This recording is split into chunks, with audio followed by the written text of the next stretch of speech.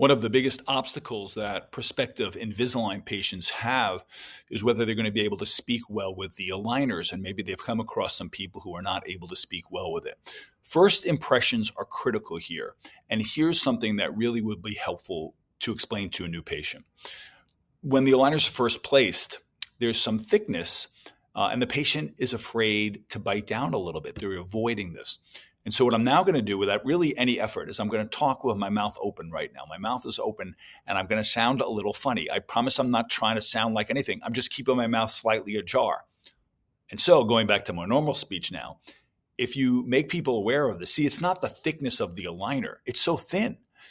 But the point is, when patients first start speaking funny because of something like that, and you just tell them, oh, it's going to take time. They may never put in that time. They won't wear their aligners enough. And then what's going to happen is in that first week, they're not going to put in the hours. The teeth aren't going to move properly. But here's the tricky part. When they get to the second aligner, it actually is going to fit because there's very little movement per aligner. And then they're going to think, you know what? I didn't even wear it as much as Dr. Goodman said, but it fits fine. And so I'm going to be okay. And that's a recipe for disaster, because as each next week unfolds, if the patient isn't wearing it enough, the teeth will start to track poorly. Then the aligner will not fit seamlessly, and it will affect the speech. It truly will.